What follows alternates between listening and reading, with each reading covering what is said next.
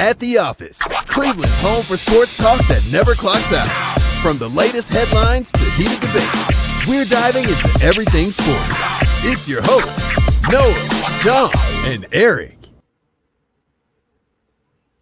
Cleveland, welcome to The Office, sports podcast with three work buddies that you're looking at, discuss top sports stories in Cleveland, around the country, sometimes around the world. Before we get started, you can join us too. Send us a comment, YouTube, Facebook, X. You can text or call the show, 216-260-3433. That's 216-260-3433. As always, we got a really good show for you guys tonight. We're excited to get into it with you. We're going to talk NBA. We're going to talk some Browns. But first, it's hot as shit.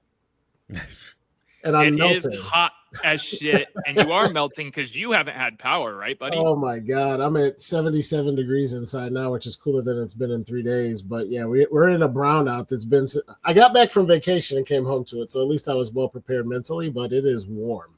Oh, no. I know you normally kick it to us and ask how we're doing, but how was your vacation, buddy? It was dope. A lot of sun, a lot of beach, a lot of beers in a cooler, and a lot of sitting on the couch doing whatever I wanted. It's a perfect mental recharge with a family of 6 and a full-time job. So I'm glad to be with you guys. Hot or not, I missed last week. It's good to be back. How about you guys? Did you hold down the fort while I was gone? Erik? Yeah, I mean, we missed you for sure. Mainly, poking fun and talking about how old you are. And we were talking today in the chat, riling you up, which I tried to spell. And Siri didn't even, I guess riling isn't really a word, right? Because Siri didn't know what to do. And what it said, getting you worked up. I'm like, I can't send that in the group chat. That's terrible.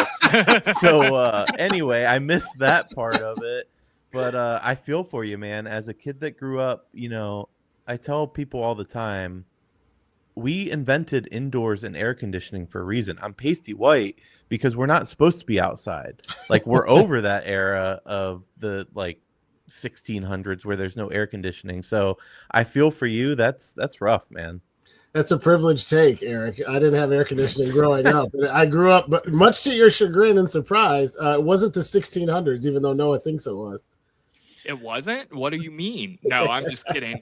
I feel for you guys over there in ye old Lakewood because I could not, especially, we had one day when it peaked temperature right when I got back from vacation that we lost AC because it wasn't used to the heat. There was a bunch that went out in my new apartment building, and man, that was the worst sleep I've ever had. I had to wake up the next day to go put in some 2-week notices and stuff like that. It was just a parlay of unfortunate events, but I digress.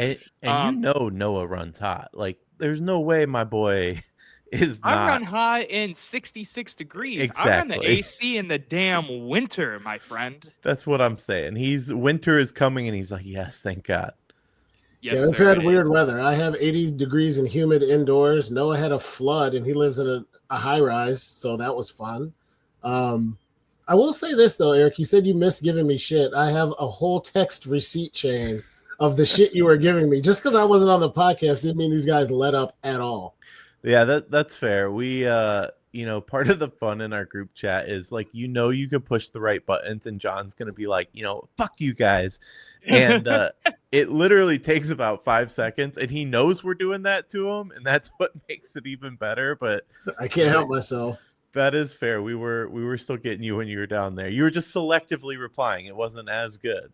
It was. In between runs to the seafood store to get shrimp and runs to the liquor store to get vodka to mix in the blender with something good, I responded, and I was like, fuck you guys. You're exactly right. I just have this picture, though, of you sitting on the beach with your family, and you just getting these motherfuckers, why?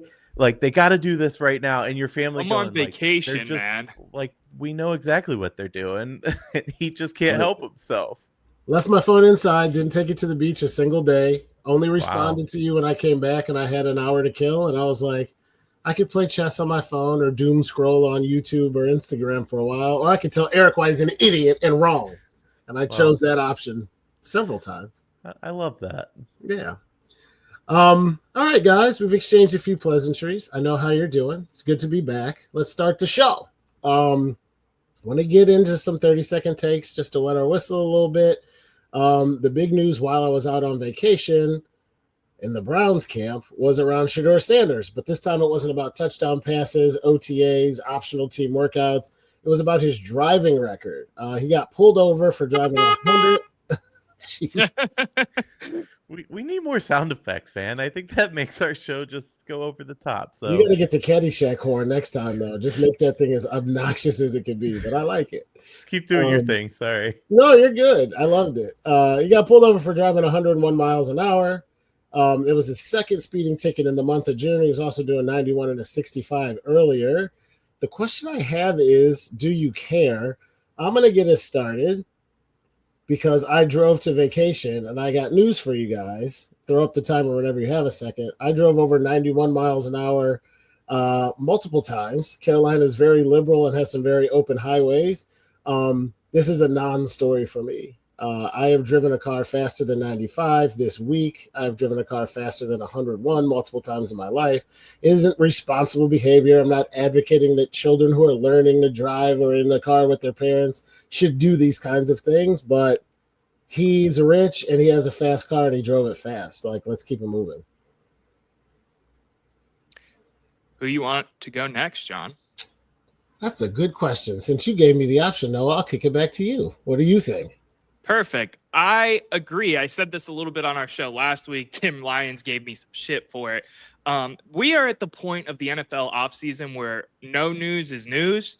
On top of the fact of the hype going into Shedeur Sanders being a Cleveland Brown, whether it be him falling in the draft, him being a first-round talent or second-round talent, wherever you put him, it's a non-story for me. We've all done it. Is it reckless? Sure. Should he learn from it? Sure, because it's made headlines. But do I care? No, I don't care. He's going to be our quarterback at the end of the day. Miles did the same thing. Miles flipped his damn car, so that was different, but he did do the same thing. So did Here, LeBron. I remember the big story of LeBron's rookie year being, he drove a S-Class Mercedes 120 miles an hour. And I was like, that's kind of the point of having it. I mean, he has a Dodge Ram 1500 TRX. He's got a top-of-the-line Dodge with a freaking Hemi in it. Of course he's whipping that thing all around Northeast Ohio. What he was pulled over in was a Dodge Ram?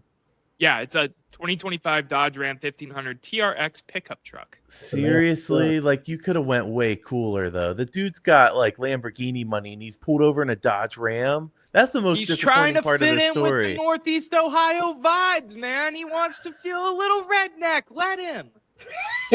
And he did spend the last few years of his life in Colorado. All right, fair enough. True. What do Eric, you think? You want a timer? Yeah, sure. Throw it up. The only part of this that I don't like. Oh, my bad.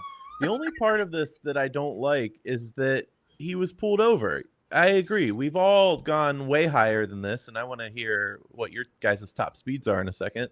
This is a kid thing, but you got the money where, man, put a radar detector, put a jammer in your car. Just be a little smarter about it. We're all going to do this. I'm disappointed it was a Ram when it could have been like a Ferrari, or an Aston Martin. But yeah, it's a nothing story for sure.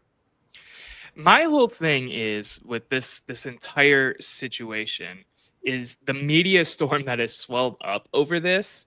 It is the epitome of July NFL news. We are craving to figure out what's next for Shedeur Sanders. We are craving to figure out what's going on with the QB situation, whether it be ESPN, because they played another graphic while I was at the gym today of all the rookies and Flacco and Pickett throwing during Sports Center.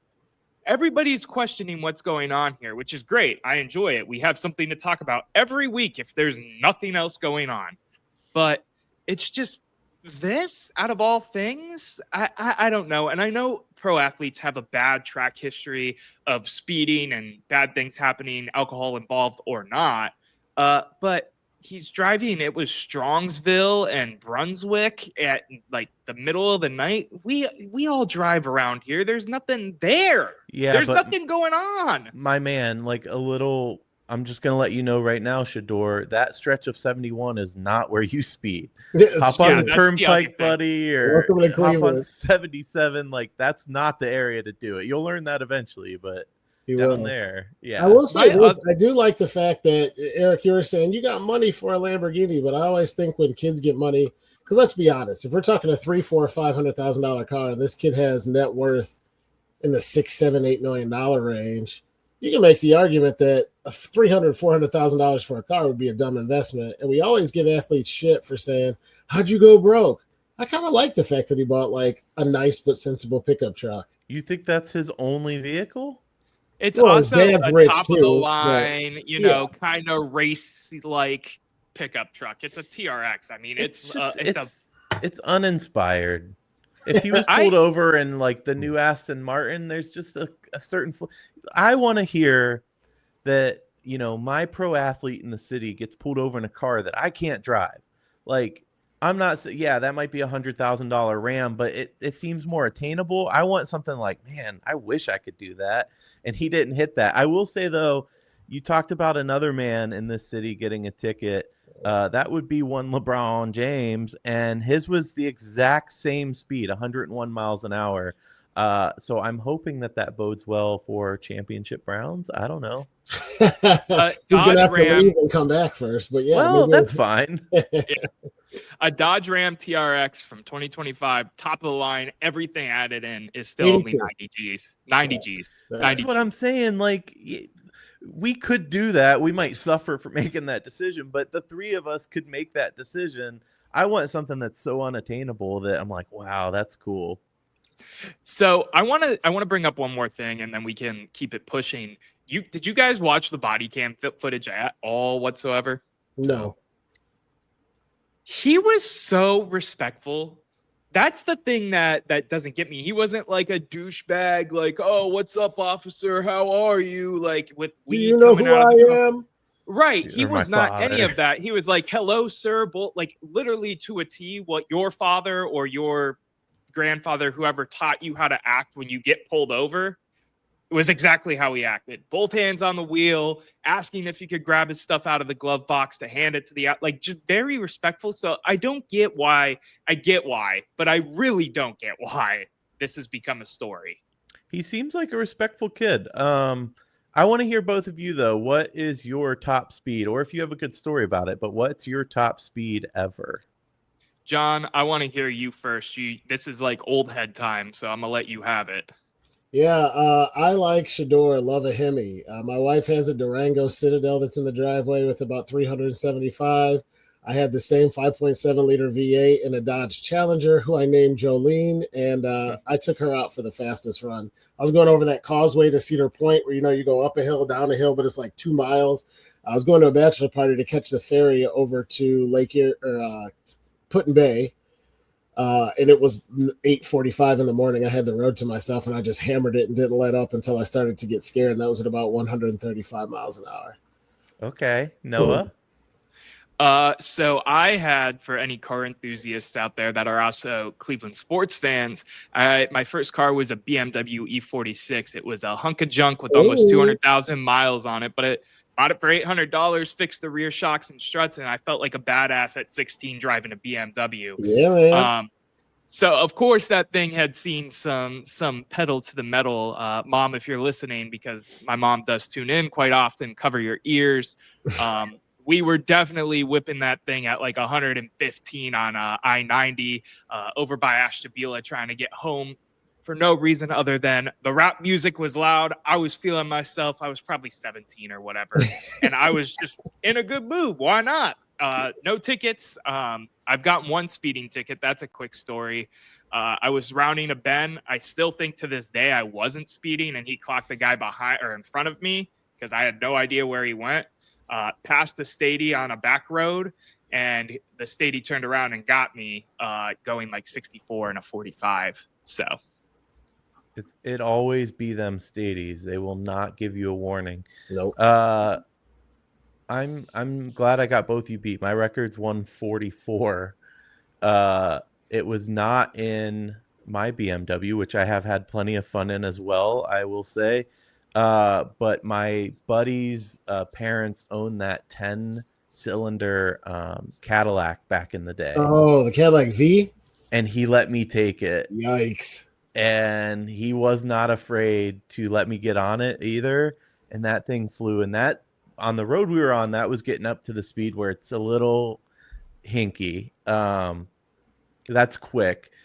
And then I did take a test drive of a Mercedes and AMG a couple years ago, and it's me and my buddy and the guy from the dealership sitting in the back, and he's like, "You can get on it, no big deal." So I got on it, and we were chatting with him. He's like, "People have gotten tickets, taken test drives. I don't care. Like, do your thing, just don't wreck the thing." But that's what insurance is for. I'm like, "All right, let's go." That's crazy advice coming from that guy. Right? I was a little surprised at it as well, but I got to send you guys a video if this is your bag. There's a video that it's old now. It's probably 10, 12, 15 years old, but Jeff Gordon got in full face paint and mask and wig and went into a Chevy dealership when it was either Chevy or Dodge when the Camaro or Challenger came out and got like the top of the line. And the guy is like, "Okay, put on your seatbelt. We're going to take it out." And he just goes through the parking lot. Like I've seen this before. Oh, I've seen this before. Growing up, my family were big NASCAR people, and they were really into Jeff Gordon. So there is a nuggets of Jeff Gordon lore throughout my brain still from being like 3 years old in the jumpsuit, driving around in my what was probably like a Bug, like, you know, one of those kid electric cars as a Volkswagen Bug. But I digress. I'm not a huge racing fan. I think NASCAR is boring as shit, and like F1's pretty cool. But I am excited for the movie. I'm going tomorrow that drops with Brad Pitt, F1. Yeah, that's good. I heard it's good. I saw the new Jurassic Park, by the way, on an early. So are you guys aware? And then we'll move on. But Cinemark does this thing like once or twice a month where it's a completely hidden mystery movie. It's $5 for a ticket, and it's something that's coming out like in the next month, but you don't know what it is. Reddit leaks it most of the time. But you just go in for a surprise, and this week this week, it was the new Jurassic Park movie, which is kind of cool because you don't really know what you're going into, and then it starts and you get a sneak peek before like literally the entire world, which is kind of fun. It is fun for sure. That does sound really cool. I didn't know that was a thing. And I've heard of it, but I didn't know that it was only $5 and that you didn't know what it was. So consider myself educated. See, you learn something new every day. All right, gentlemen, let's get to water cooler. But before we go on, I do want to remind you that our show this evening and always is brought to you by D&D Meadery. Brothers, they're twins, Derek and Dominic, right up the road in Madison, Ohio, started the long-lost art of making mead. I should say rekindled because it goes back quite a bit if you know your history, but it's great stuff. I see it popping up all over stores. I see more variety. I see more options every single time. I go to my local little corner store to pick up a 6-pack or a drink for the evening. And we got good news. If you order and use the code @the-office-CLE, @the-office-CLE, you can get 5% off if you buy 2. So they go fast. You get a shot glass. Don't dishwash it, but use it. You'll enjoy it. I promise. You can dress it up, dress it down. It's pretty versatile stuff. So pick some up. Let us know what you think. Drop a comment. I opened a fresh bottle tonight, gentlemen, and I had a wine glass in my hand. And then I thought, no, the wine glass doesn't fit here. I'm drinking mead, so I'm gonna drink it properly. And it's good stuff.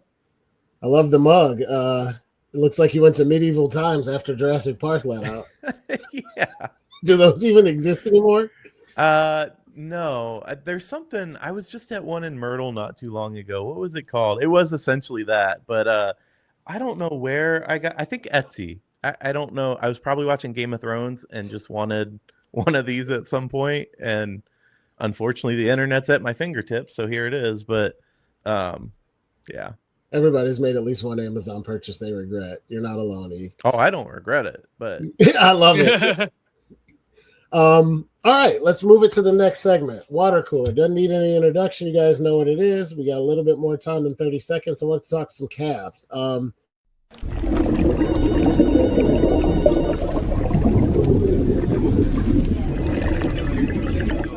Noah's got like an itchy trigger finger over here. I just thought John was going to keep rolling without letting me play the intro. So as soon as I heard the I hit the button. My bad. No, it's funny because last week we didn't intro it, and I told you guys like we need to set up the topic a little bit, and then roll it so that when we clip, but none of y'all are listening to me, so go on. I don't think you You told talk. me. You must have told me when I was out of town there. No, you were good, John, because you were about to set it up. Noah just cut you right off. Oh yeah, that's okay. We're working on it. You cut me off with the horn earlier, but I loved both of them. We're here for it. We're not pros. We all have day jobs. We'll make it work. But I do want to get your opinion on something. I saw something on vacation. We texted about it. It kind of blew my mind. Cavs opened up in Vegas as the second favorite team in the entire NBA to win the finals. They're a plus 700. To give you guys some context, the only team ahead of them is the Thunder at plus 220. Cavs, like I said, plus 700. Knicks right on their heels at plus 750. And then the Rockets at plus 850. Everyone else is at least 14-1, which I also thought was crazy because that group includes teams like the Pacers. I know Halliburton's going to be out. But the Celtics, the Lakers, the Nuggets. So the question is, at least to get the conversation started, too high, too low, just right? What do you guys think about plus 700 and the second best odds to win the title? I'll start since you're not picking people and Noah started last time. It's way too high. First of all, there are several teams, as you mentioned, that should be ahead of us. The one team that is ahead of us, I think, is interesting. I get it; they just won, but the likelihood of them repeating is almost zero. So I kind of Why do you say almost zero? Tell me the last NBA team that repeated. The Warriors not too long ago. Exact same answers as questions I was going to ask, Noah. It's the Warriors, though. Okay, this is the Oklahoma City Thunder that have been built. We can get to this when we get to that point because I know we're talking Cavs right now, but this is the Oklahoma City Thunder, buddy. They have been built from scratch to have all of these players and be so deep for a reason. To think that they can't repeat is insane to me, but I digress. Anyway, I'll continue. I said the likelihood of them repeating is rather small. The last team to do so was an absolute juggernaut dynasty. I think there's too much parity, especially in the West, to expect them to repeat. But to put Cavs at 2 when they just got not unless they know something I don't, like LeBron's coming back to Cleveland or Giannis is coming to Cleveland or whatever that take is. We know that we're being active, and we're going to talk about that in a little bit, or trying to be active. But as the roster currently sits to be second, I just don't see it.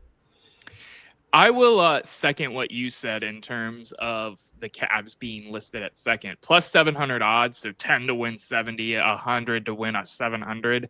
To be number 2 to me is absolutely absurd after you watch the team fizzle out and lose in the second round. This is kind of flipped a little bit. Now there's tied odds with the Knicks. They have fallen below the Rockets on some books just because of the KD trade, which of course is coming up. But for them to open up the 2025 season as, 2025, I just thought I said that wrong. 2025-2026 season as the number 2 favorite, it makes no sense to me. And I'm the homer when it comes to this kind of thing. John, what about you, man? I'm kind of with you guys. I will say this from a betting perspective. I think the money is right. I think 7 to win, I think betting 100 to win 700 on the Cavs is about what I would put him at. What surprised me is that there aren't more teams between the Thunder at 220 and the Cavs at plus 700. I don't think that right now, if you ask me, that I would put the Cavs as the second best team in the Eastern Conference. I certainly don't think they're the second best team in the NBA. Now, I know there's a little bit of a weird oddity here because regular season doesn't matter once you get to the playoffs. So the Cavs don't have to play the Lakers and then the Nuggets and then Oklahoma City just to make the finals. But I think that a team that can knock off the few teams in the West that can knock over Oklahoma City could have a better shot. I also think that the Knicks have a better shot than the Cavs. And I also think that while Tatum's injury is going to be a big issue, that team's still going to be there. If he gets healthy enough, fast enough to contribute, even if it's just in the playoffs, the Celtics aren't a joke either. So from the perspective of his plus 700, what the money should be on the Cavs, I actually don't have too much of a problem with it. The thought that I have is, why is there nobody between Oklahoma City and us at that level? Yeah, I agree. I think we're all in agreement really here. I will say, thinking of them as the favorites coming out of the East, I get it because of how good their record was. They were by far the 1 seed. You have the injuries to Tyrese Halliburton, Damian Lillard. You have the injury, of course, to now a name is slipping my mind. Who else? Jason Tatum. There we go. You have those 3 injuries, which are on key teams, and they're all Achilles, so they could last a long time, potentially the whole season. Especially speaking about Halliburton, just because it happened in the last game of the 2024-25 season. So I get some of the thought process there. If I was an odds maker, I would put New York, like maybe they're 650 and we're 700 or something like that, because it's wide open. And as we've alluded to, and we're going to talk about here in a minute after the ad break, is the Cavs are willing to make moves. So maybe it's the anticipation of something bigger coming, but I don't know. It just doesn't make sense to me. I think they're going on regular season. We were a dominant force along with OKC, and OKC, of course, won the title. But if we've learned anything, it's that the NBA regular season means nothing, like nothing at all. You get to playoff time, things change, and yes, there's injuries. There's different reasons for it. But to look at what we did in the regular season, which was a hell of an accomplishment, we talked about it a couple months ago where a couple GMs were talking about the Cavs, and they said they don't scare us. And at the time, all 3 of us were kind of chagrined on that take because we're like, listen, we're beating everybody. We're world beaters right now. Like, that's such an asinine take. And then we get to the playoffs and we go, okay, maybe that GM knew what he was talking about. Right. Because Indy sure as shit didn't fear us, and we see what happens. So I don't know, but Vegas also isn't normally wrong. So I hope they're right. Or maybe it's a sucker's bet and they want to pull people in knowing that we bet well and they'll earn money off of it. Listen, Yeah, I think no, you're good. I think I think you're right. I think you apply the same thought process that you had to Oklahoma City. We might get to that in a moment because I agree with No. I think they have a really good chance of repeating, actually. But if your thought process is what we've seen in the past is what we're the best indicator of what we're going to see in the future, this team hasn't even made it out of the second round. Right. With any constitution, with any rosters, with any Darius Garland can't stay healthy.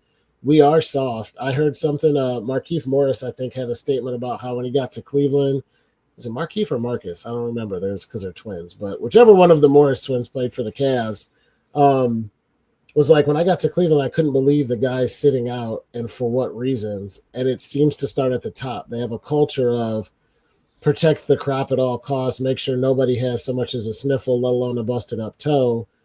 So people don't have that play through it, work harder mentality as much with the Cavs. And until this team shows me that they can do more than just beat the hell out of a hapless Heat team or a Magic team that was still up and coming and not here as they might be next year, I don't have any reason to pick the Cavs to finish any better than losing in the second round in 5 or 6 games because that's all they've done so far. It's the same roster, it's the same shit. Darius Garland's going to be hurt. And if Mitchell can't score 70 and play 40 minutes, we're screwed. So that's a good question that you bring up is, I looked at the load management this season as a positive because we ran so many lineups and we were able to get our stars a lot of rest. But you're saying maybe that's a drawback come playoff time. I think it is. The most ragged is New York Knicks, and they were right there. Yeah, was notorious for beating the shit out of his players, and they were tough as nails, and everybody was ready to go when they needed to be. It was a little frustrating seeing Mitch, and nothing against Mitch. I think he played his heart out, but where he was struggling down the stretch, getting gassed and getting crampy.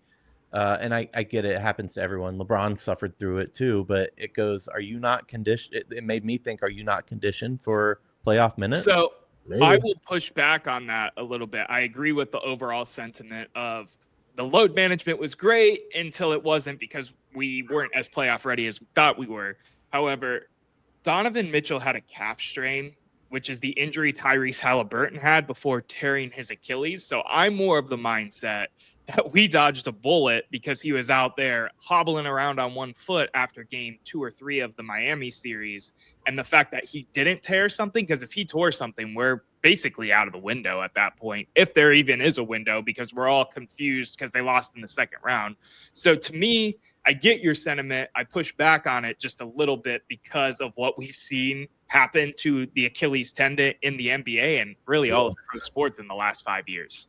It's gross. I would push back on the pushback to say, though, that Tyrese Halliburton tore his Achilles in Game 7 of the NBA Finals, not in the second round of the Eastern Conference playoffs after having the best regular season record in the conference. But don't forget, I don't think you're wrong, but they didn't have to play him that much either, though. I mean, he sat a good chunk of minutes against us. So I don't know. I mean, if we were getting our asses kicked so badly that maybe I don't know. I don't either. I have no clue. Noah's throwing me off. Well, you don't know. I don't know. Hopefully Kobe Altman in the front office knows, because if this team comes out and bows out in the second round again, shit's going to look real different in the following season, especially with the second apron and the amount of money Gilbert's going to have to pony up for this. We've been going a half an hour strong. I want to get out to do a quick commercial break. When we come back, we'll talk about some other big news around the NBA. But thanks for being with us. This is Zach the Office, so we'll be right back after this quick break.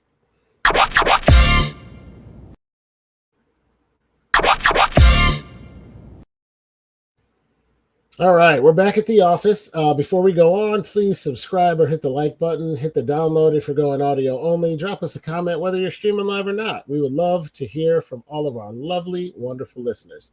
Also, check out our merch store where you too can own some of the great swag that you see on the show. I got my sticker right here, but I stuck it on my little desk mat. I can't pick it up, but Noah's showing you the mug. Eric's got you with the, what is that, Erik? It's just another mug. It's not on the store yet, but maybe one day. That.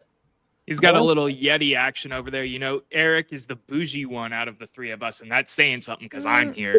I don't know if bougie's the right word. No, it's the right if word. You're doing something, you're doing it 110%. Look at your microphone compared to our two microphones, and I'll leave it at that. Listen. Yeah, that's true. Erik was like, hey, you know what I'm thinking of buying is like, you know, the $18,000 MacBook that you can only get on the, I'm thinking of getting 2 of them, one for home and one for the office. I'm like, Jesus Christ. Hyperbole, as Noah would say, is strong today. Amen. We love Mr. Hyper himself. Hyperbole. I also love that. I just noticed that Noah has John's birth year on his shirt today, too. That I do. John, I heard you were the one who actually founded Cleveland. Yeah, Moses Cleveland John. Sharp the third. Oh yeah, there are all kinds of black people doing fun shit back then because it was totally allowed and everything was great. He went there. Yeah, I took a turn. I mean, it says 1796 on the shirt. Smoke them if you got them. Check out the merch. We digress. Fans First Sports Network. Also, thanks to you guys for supporting us and all that we do. And a reminder, you guys can join us. Send us a comment, YouTube, Facebook, X, or text the show, 216-260-3433, or call 216-260-3433. Gentlemen, since I was born, 1796, I've seen a lot of blockbuster trades in my day. But the big news that went down is That's Katie. An intro, man. Trying to roll with what you guys gave me. Erik, when you clip this later and they don't see the part where John's doing the break read and he's just like, I was born in 1796, the viewers are going to be so confused. But anyway, John, do your thing, brother. Do your thing. I will say this. If I was born in 1796, I look damn good, don't I? Yeah, fair enough. I'll give you that, Mr. Vampire over here. Kevin Durant's on the move again to another team that probably won't win a title. No, I'm just kidding. I'll save my take for You're not wrong. Katie's off to the Rockets. For those of you who apparently don't watch news in the summer or live under a rock, but the Phoenix Suns pulled off a blockbuster, sending the 15-time NBA All-Star KD, Kevin Durant, to the Rockets for Jalen Green, Dylan Brooks, the number 10 pick in tonight's draft, I guess it is, and like 132 second round picks. I think second round picks matter less than like $2 bills and the Queen of England in government. They don't. Real quick, it was a boatload of do it. to you. Jeez. Or the king now, And I guess I should God change it. rest her soul. real quick, I know we bickered about this in the group chat, so I just want to throw my shot that yes, I largely agree with you, but you'd be surprised how many second round picks have panned out and become like all-stars in recent memory of the NBA. But Name yes, 4. I do agree with you before you get mad. No, and no, start no. throwing I'm a fit not. again in the group chat. You're right. I'm just saying the Whoa. odds are very low. There's like Agree. 4 guys across like 1,700 picks, and you're like, it does happen. I'm like, you're right. It happens. It does indeed. We, the Cavs, also got into the mix and offered Darius Garland. Then I heard the Suns might have asked for him. Either way, he was also in the mix. So to get this party started, because I want to get your thoughts on a few basketball things. What did you think of the news? What do you think the Rockets are going to do with KD? How do you feel about Darius Garland being in the mix? Erik, I think you started the last one, so Noah, why don't you kick us off? Yeah, so this is an interesting story for one reason and not so for another. It's interesting to me because I'm going to start with Cavs and then we can just build from there about talking wider NBA implications and move on to the next topic, so on and so forth. But for me, Hi, Captain. thanks, man. For me, the main thing here is I like the fact that the Cavs are doing their due diligence. Was it possible that the KD trade was going to happen? Highly unlikely because of apron rules and how cap works in the NBA, blah, blah, blah, blah. It also wasn't possible because KD, this was a quote from Brian Windhorst, Kevin Durant did not want to be in Cleveland. If Kevin Durant had wanted to be in Cleveland, talks would have continued. So that is what the higher ups, the well-known, the well-tapped in are saying about this situation.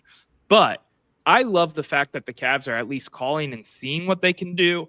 I know we all differ a little bit. In my mind, Donovan and Mobley are the closest thing to untouchable. Like, I wouldn't give it up for a 37-year-old KD. Now, if we're talking some crazy wackadoodle Luka Doncic move like last season, then we can play those hypotheticals, but those are once in a decade type trades, in my opinion. I like this for the Cavs. If I'm looking at this at the Rockets' perspective, it's whatever.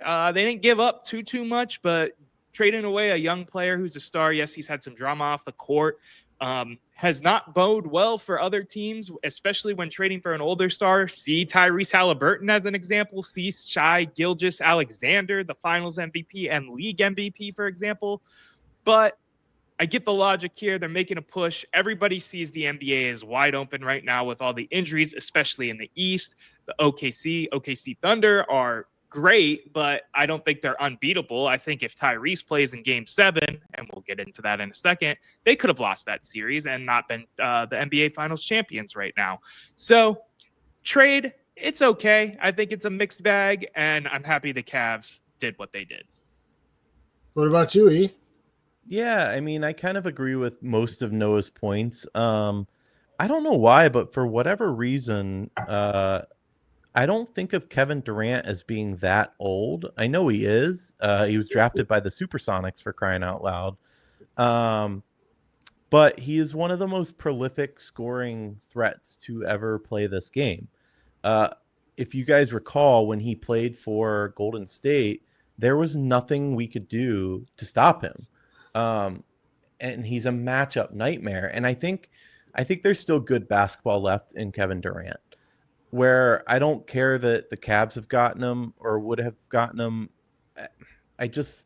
There's too much that goes along with Durant that I don't want on this team. I think we have a pretty good chemistry here. That said, though, the chemistry that we have isn't winning a championship. So I think taking risks is what needs to happen for this franchise. And I think, like Noah said, what makes me most excited is that they're in the mix and they are willing to take those risks. It's the same way where I wouldn't mind getting Durant, just like I wouldn't mind getting a 40-whatever-year-old LeBron, because I think there is a role that he could play here. But this front office clearly knows that we need a piece. Donovan Mitchell and Darius Garland cannot carry this team to a championship. I I truly believe that at this point. Or if they do, it's going to be some Game 7, like Noah said, wackadoodle stuff, like we had against Golden State. LeBron and Kyrie had to play their asses off, and Kevin Love, to bring us that championship. I just don't know that this current makeup has that. So I'm excited that we're exploring what it means to go away from that. And people saying not Darius, listen, 2 short guards aren't doing it for us. I hate to break it to you. I get it. I like Darius as well. He's an all-star player. He's also hurt all the time too. So I'm not saying we should have got Durant for him, but Darius being a part of the package, I'm completely fine with that. I like it too. I think that there's something to be said for, I love what you guys said, so I'm not going to restate it. Yes, they're looking to make moves. Yes, I like the idea that they were interested. No, I don't think Darius Garland is untouchable. And to be honest, nobody on this team is untouchable for the right deal. Now, Donovan Mitchell, you're going to have to give me Luka or something like that in return, which probably ain't going to happen, right? But I think in Cleveland we do this thing where we get emotionally attached to players, to situations, to people and personalities, because we're Midwesterners, and it's what it means to be from Cleveland. We're good people. We work hard. And when our players emulate us, we really, really love them. What we're not so good at in Cleveland is holding our teams accountable for losing all the time when they lose all the time. And the Cavs had way higher expectations than they didn't hit them point blank. I go back to a conversation we had where you guys said, goal of every team every year is to win a championship. I argued maybe not, but for the Cavs, it most certainly is. With the team that had the best regular season record in the NBA, this team has championship aspirations. They bowed out twice. Why would you tie yourself to a guy who's injury prone, who has shown that he's incapable of taking you to the next level when you have a player of Kevin Durant's ilk available? The other thing I'll say about it is I don't care about long-term if I can get one. I would trade a 4-year window of maybe for 1 year of we got to win it. And if you add Kevin Durant for Darius Garland, you know, we got one with LeBron. I'm not the starved fan who goes, let's just be good. I would give the farm away for the next 5 years to add a talent like Kevin Durant for 1 year and be a juggernaut in the East that everybody says is actually the favorite team to win the Eastern Conference. I don't want to get tied to Darius Garland because he's a good dude and we like him and he plays hard. I have nothing, not a single thing bad to say about the guy other than he has trouble staying healthy.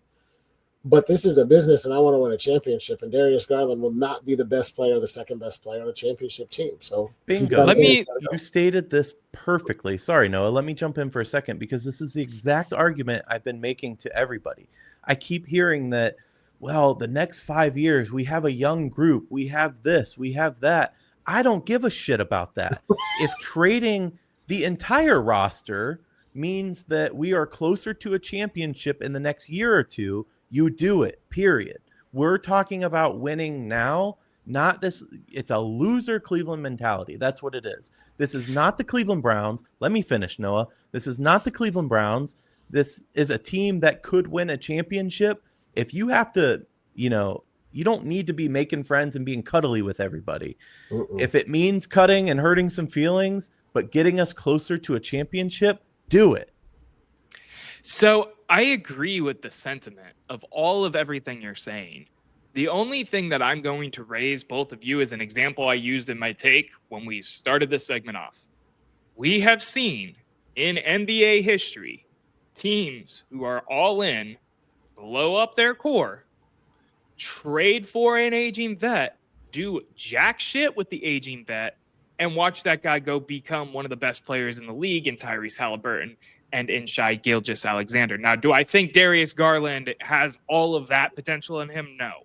But there is a part of me, and again, I largely agree with what you're saying, so don't kill me or crucify me when I think about the core age of the core four being under 26 still.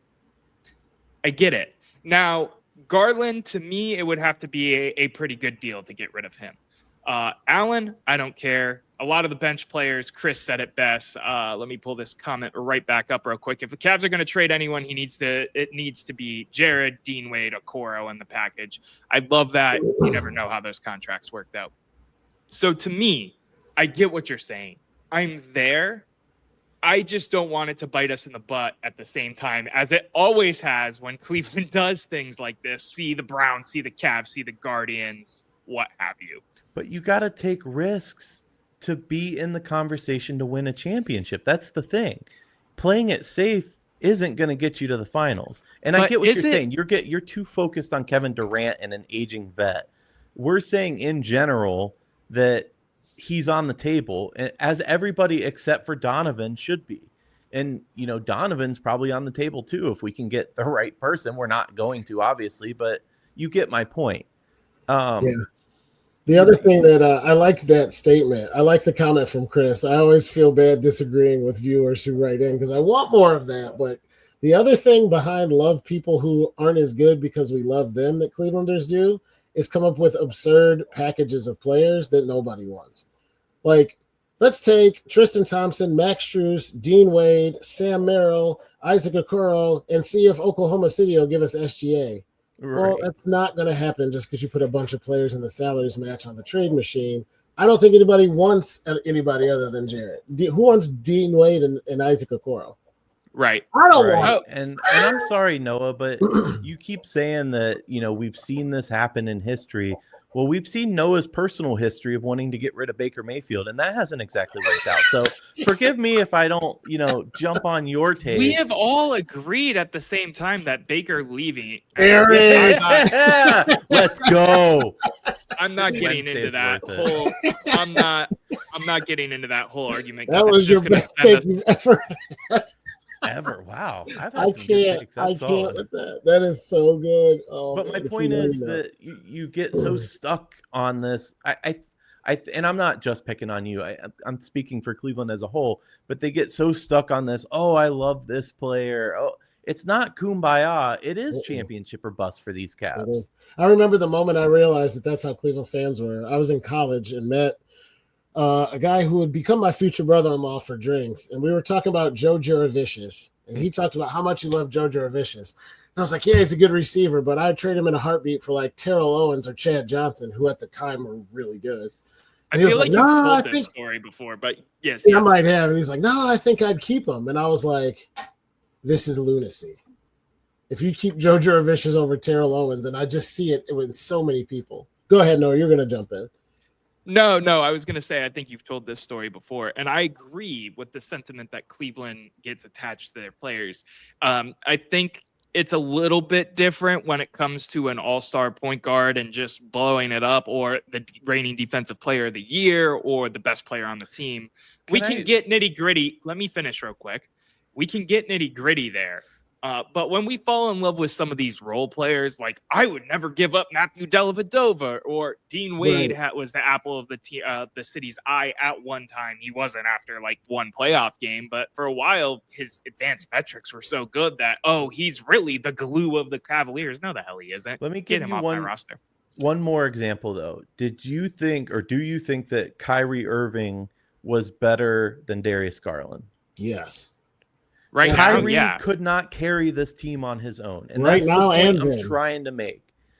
This is a team sport in the biggest sense of sports, and as good as Darius is as an individual, I'm not sure he's enough to help carry this team. So if we can get something in a better role player, starting five, but a better role player that's a fit to work alongside Mitch, I think you got to take the chance.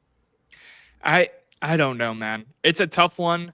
I think that's been the answer I've given, because I agree with your side, but I also agree with the side of the argument that maybe you don't blow it up and you retool and you keep the top three and you kind of go run it back with DeAndre Hunter and Ty Jerome. And I don't know. I don't know what the answer is. I'm happy that they're shopping around and doing their due diligence. I know that. I'm happy that it seems like Evan Mobley and Donovan Mitchell are on their untouchable lists, because I think that's the smartest play, unless you're getting something absolutely insane for either of those players. Giannis. And I don't think that's going to happen.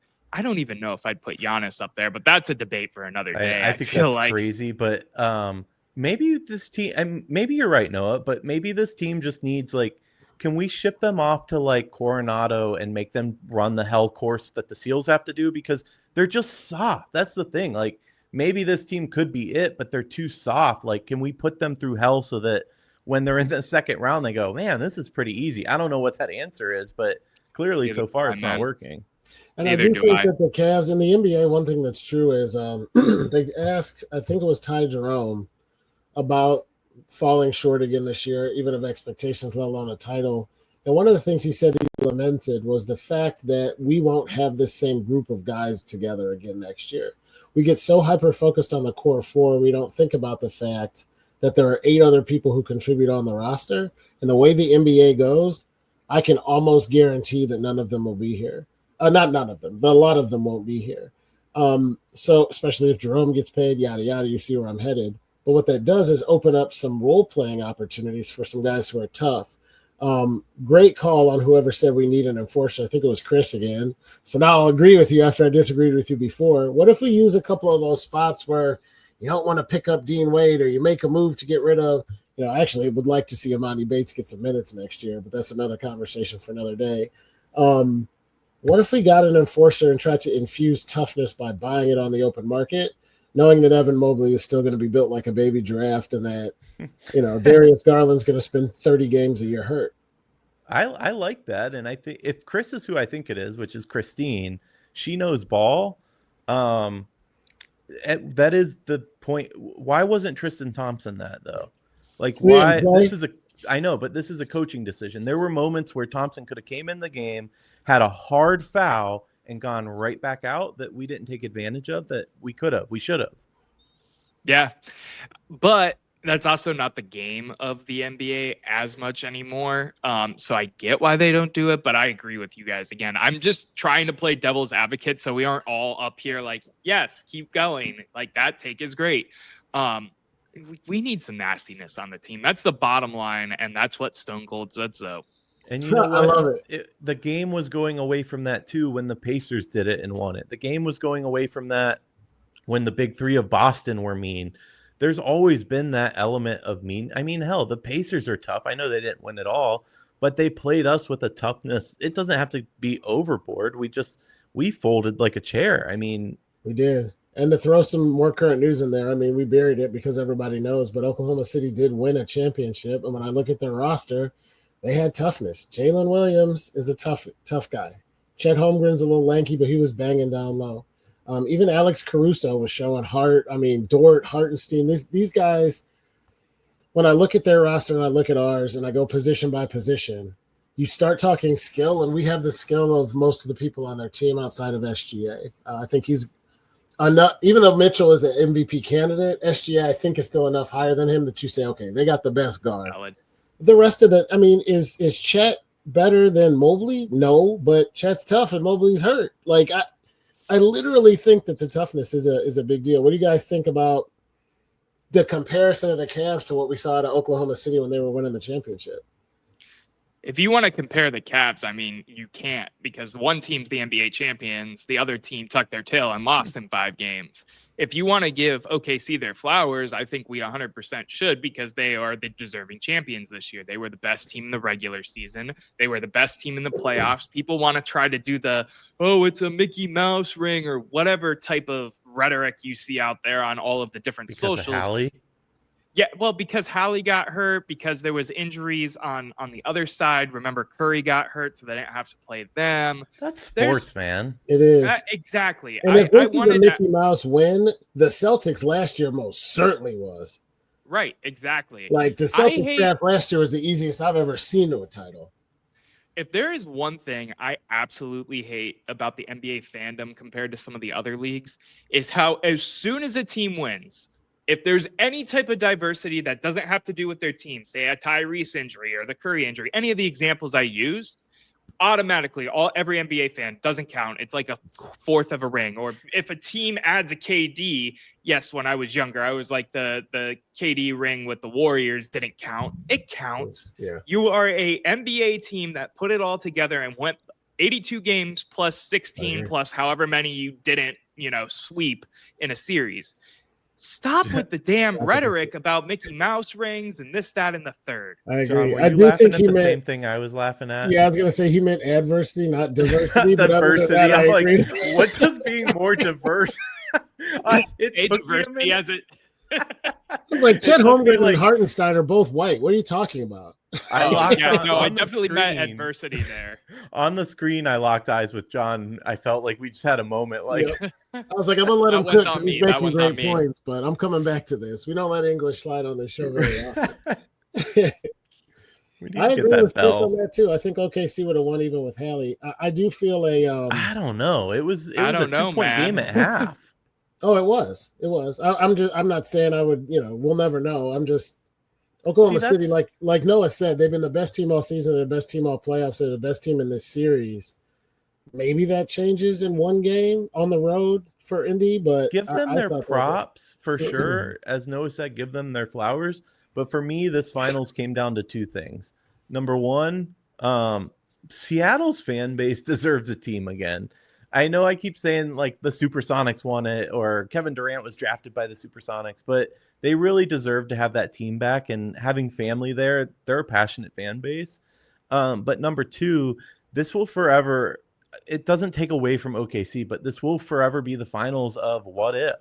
That was such a bad injury at a bad time. It's terrible. I can't imagine being the Pacers fan base right now. I mean, No. it's the Cavs in 15, but worse. I was gonna say the same thing, man. Chris saying Kyrie. Hartenstein's dad is black and he's mixed is. I told you learn something new every game. You could have knocked me over when I read that with a feather. I had to verify, but Chris seems to know his shit. So Christine is in fact a ball knower, so I will take her word for that's face what I said. I'm value. gonna trust her on that one. But I agree with you, Erik. I felt a pit in my stomach when I saw that replay, and I'm not a Pacers fan.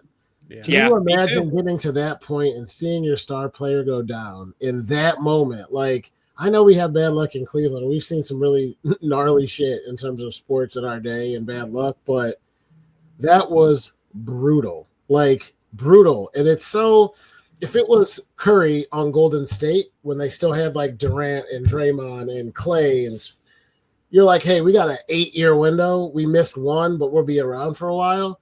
Indiana might never even make the finals again. Like, the East is so there's so much parity. There's so many good. They could, but I just mean like when the Celtics with Tatum, you're like, you already got one. You'll be good for another few years.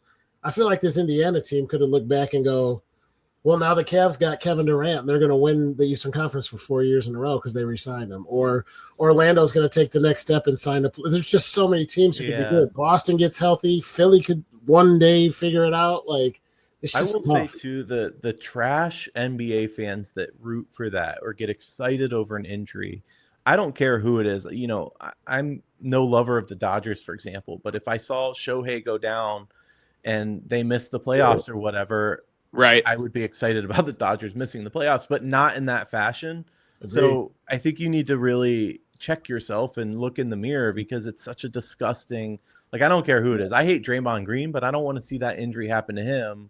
It's just, I don't know. Seeing some of the comments of that.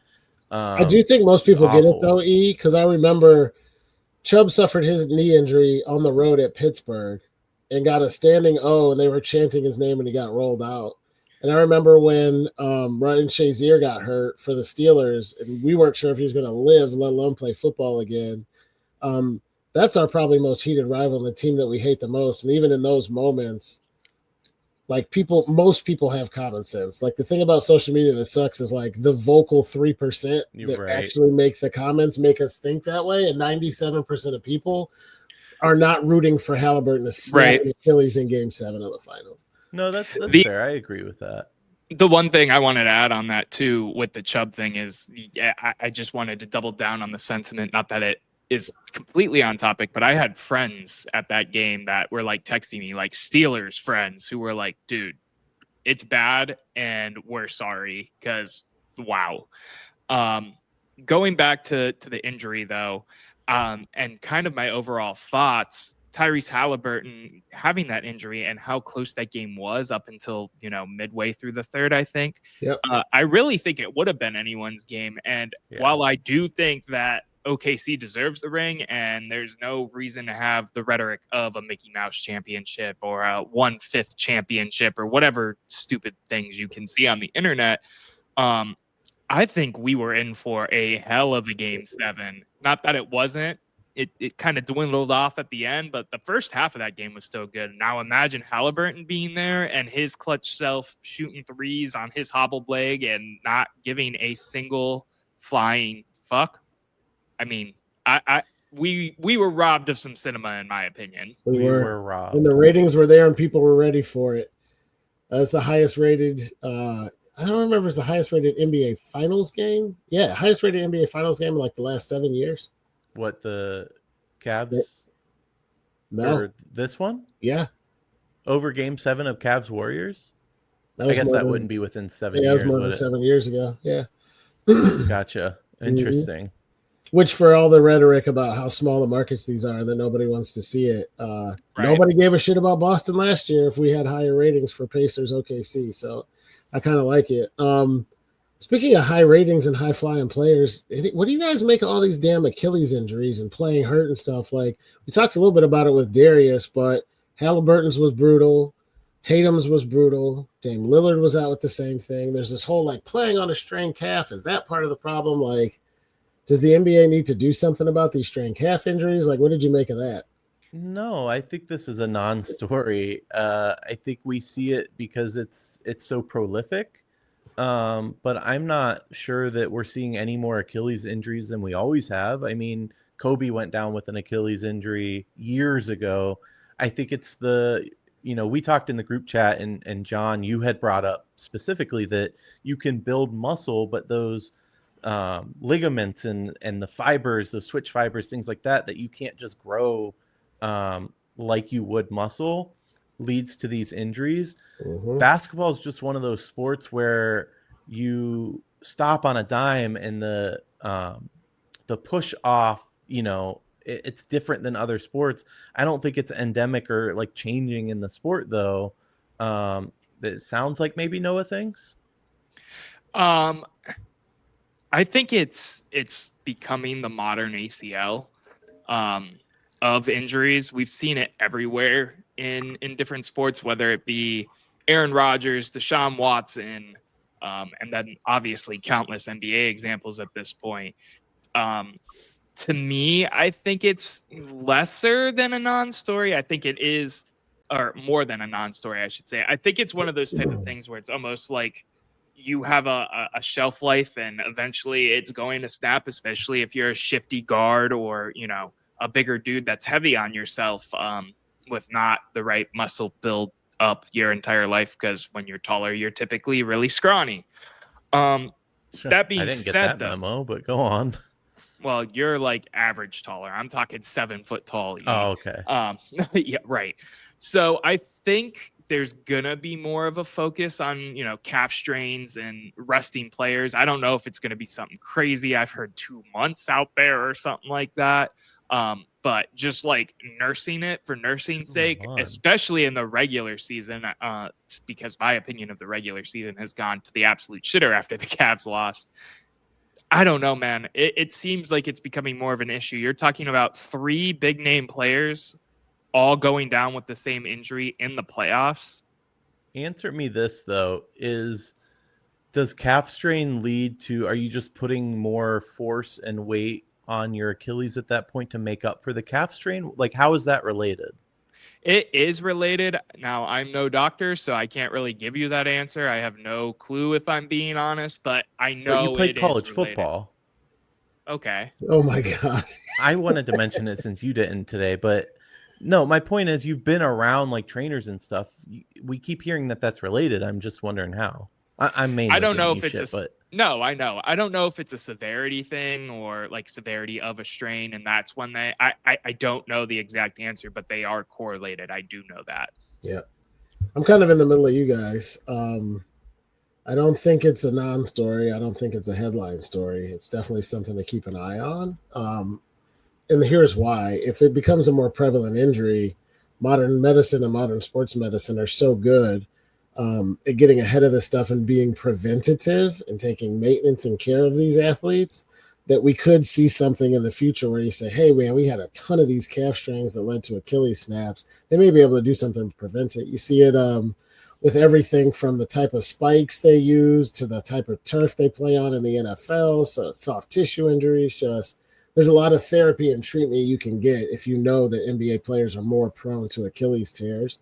There was no such thing as Tommy John surgery until somebody said, damn, this is happening to pitchers a lot. We got to figure out a way to fix this. And now it's something where you're used to be done for your career, and now you might be out for a season. So like I said, I don't think you burn everything down and go, we got to stop the chaos, but I don't think it's a non-story. I think it's something to definitely keep an eye on, and that the NBA should have a policy on if it continues to persist. For sure. So according to an article on ESPN, these injuries, these Achilles injuries, are coming from overuse and athletes putting emphasis on upper leg strength, but the lower legs not being strengthened accordingly to keep up with it. And when talking about Halliburton, the doctor said it's like tug of war and rope broke, which is interesting. That makes sense. Interesting indeed. It makes sense, but I think anybody who's every watching day. Achilles snap in slow motion could have come up with the tug of war and the rope broke analogy on their own. It's exactly what it looks like. It gives me chills seeing that, because you can literally see it happen. I'm just not a fan. I'm not a fan of watching injuries in general, but nope. There have been some really, really bad ones over the years too. I remember the Alex Smith one. It was like, how many times do we show it? And I was like, oh, one, please God, not again. I agree. So it is, I was right about that, though. It's about, calf strain leads to kind of using those muscles differently. So you're just, it puts other stress other places. That's one of the worst ways. I screwed up my back when I was on vacation, and what hurt worse was my thigh. I know, here come the old man jokes. I screwed up my back on vacation. It was an old college injury, and what hurt worse after 3 days was my left leg, because the change in the walk that I had made was putting too much pressure on my left, which made my leg hurt worse than my back hurt. So it sounds like one of those things where it's just like, yeah, your body is compensating for the issue that it already has by putting force elsewhere, which leads to these Achilles injuries. It doesn't surprise me. No, I hope they figure it out, because a year without Halliburton and Jason Tatum, as much as I hate Jason Tatum, I hate him for on the court basketball stuff. I would never hope he got injured like that either. So, amen. We will see. They changed the whole rule about quarterbacks based on a few quarterbacks getting hurt. We'll see what the NBA is up to as time. One quarterback. Tom Brady took that hit, and that was all it took. Yeah. They did not want Matt Castle on their screens more than a year. No. I was going to get us to hot takes. I think we cooked this whole topic. We covered everything that I wanted to hit on. Any last words on the NBA, the Cavs, Garland, guards, Achilles, before we call it a show? I'm ready for some hot takes, man. Before you move on, look for your boys, Noah and Erik, if it's not raining, at the Rubber Ducks game on Friday. Yes, sir. Ooh, that's going to be fun. And I can't wait for that. If anybody's going to see Hamilton next Wednesday night, I won't be on the podcast, but I'll be downtown. So look for your boy in Playhouse Square. Will you send us a picture so we could just put it up while we're live? I definitely will. Taking the whole fam. Guys, it's been a great show. Thanks for your candor and energy. Felt a really good exchange tonight. I want to get us wrapped up with hot takes. I did my 30-second take first and then let you guys go back and forth. So I think I'm going to do my hot take first. And it's that there are a few moments in sports where you get to see a behind-the-scenes look at how these athletes really live and how they really think and feel about the sport. And for us to be Cleveland fans and live someplace where you got Deshaun Watsons and, people who feel like they don't care, they don't play hard, they want out, there's this, that, the other. Tyrese Halliburton's post on social media from the hospital about how bad he felt about his injury and that he left it all on the court for Indiana was just a really good example of what's right with sports and what's right in the world. He apologized unnecessarily so. He said he did it for the fans and for his teammates. He would do everything the same way. And for people who wake up on Sunday mornings after the Browns have lost their 7th game and 8 chances to start a season and think they don't even give a shit, it was a really, really good reminder that the good ones care a whole hell of a lot more than we do and care so deeply that it brings them to share some pretty rich emotion. So if you haven't seen it, I'm not going to read it. It's actually relatively lengthy. But if you're a sports fan of any sort of any team, I think it's 100% must read. And shout out to Halliburton for posting it, and my hopes and prayers for a speedy recovery for him, because looking forward to him coming back and see what he can do with this Pacers team. Love it. Fantastic hot take. I will jump in now, and I am going to change my hot take and pose a question that makes you guys kind of take a hot take. So my question, Noah's hot Get the take. eye roll this time. Noah's hot take question for the week. The Brook Park Cleveland Browns dome was all but confirmed by state budgets and legislation and blah today. Who will be the starting quarterback for the Browns at the Brook Park Dome in 2029? What is your prediction? Not Erik? currently on the roster. Not currently on the roster. They would What have to about you? re-sign Shedeur, if they're even going to keep him, but re-sign Shedeur at that point. So not on the roster. Ooh, God, that's a tough question. You got to give an answer, man. I'll You say gotta have Shedeur. one. I'll say right now, if you had to say knowing everything you know, I mean, the hype is early and unwarranted, but there is hype. Give me Shedeur to make it more than, what is it going to take, 4 years, you said?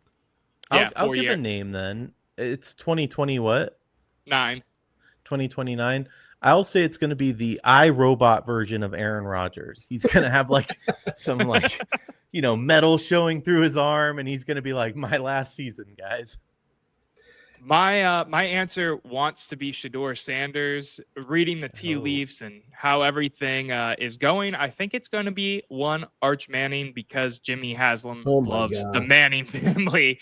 Does that work out? I don't know. We're throwing spitballs at the window. I hope it's Shedeur and it works out. I'm on the Shedeur camp. I have the T-shirt. We all know how I feel about my man. So I hope Shedeur, selfishly Shedeur, Richard Olsen says Baker comes back. That's never happening, unfortunately. But yeah, that was my hot take question for the week. I think I'm going to keep rolling with those because it's more fun to keep it conversational than just blab on about some random shit. So, John, go ahead, man. No, I already went, but I was going to say we should change this back to, what is it, snap judgments, and just make it your segment since you're just calling all the shots now. Oh, my bad. That no, one's it's on me. good. I liked funny. it. It reminded me of a question too. I used to ask and be like, "Hey, somebody said to me that the Browns quarterback who's going to win us the Super Bowl is alive. We just don't know who it is." And I was like, "Yeah, but what if they're like 3 years old? How would you feel about it?" It's kind of like this. I'm getting similar vibes. So like, who's going to be starting quarterback in 2029? I'm like, dear God, I hope it's Shedeur. If they're 3, though, that's like 20 years until we get a Super Bowl, 20 to 30. I can deal with that. At least I know one's coming in my lifetime. Oh, my God. That would be awful. It's a long time, but so I didn't have a hot take at first. And what I was going to say was your boy is the greatest at the office broadcaster of all time. And let me tell you why.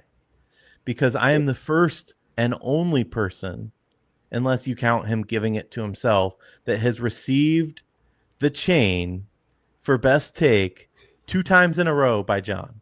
Oh, 2 times in a row. I thought you were about to say you're the only person to receive it.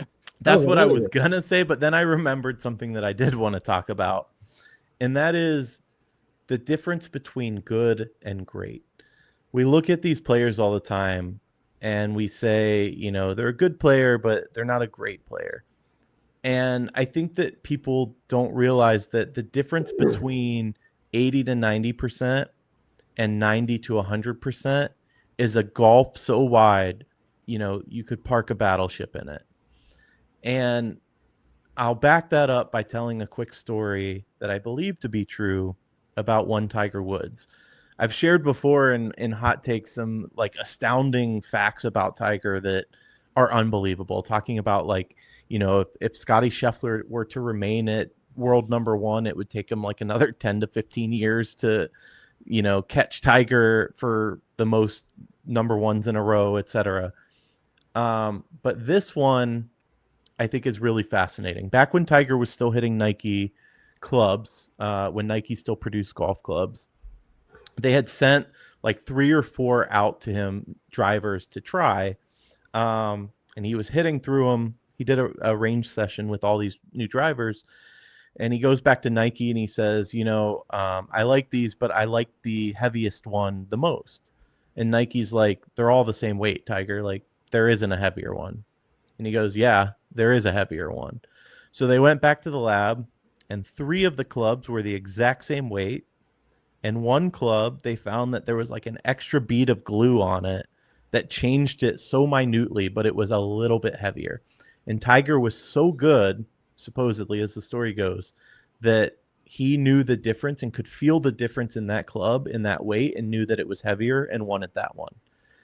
And that kind of dedication to sport, like think of the amount of golf balls you have to hit to just to feel that, number one, but the dedication to your sport to be great in that way. Part of me wants to say, yes, it takes a million hours of hard work, but part of me also wants to say that there is an innate ability there that you're just born with, because no matter how much you coach, we've talked about it with LeBron before. I think LeBron is the greatest technical basketball player to ever grace the court. I think that had he had the Mamba mentality, had he had the drive that Jordan have, he would have had like 10 championships. And that difference you're born with. I love it. That's a hell of a way to wrap us up. A lot of good content there. It kind of reminds me of, I think it was Kobe who came out for shoot around and told him that the rim was off. And it was 9 feet, 11 and 7/8 inches instead of 10 feet. And he knew because he was clanking his shot. That's just wild how good these guys are. For sure. Good words to wrap us up. Thanks everybody for joining us tonight. Appreciate you listening to At the Office. Don't forget to subscribe, hit the download button if you're listening to the audio only, and check us out on all the socials at the Office CLE. Thanks to Fans for Sports. Thanks to D&D Meadery. You guys have a great day or night wherever you're watching or listening. And until next time, take it easy.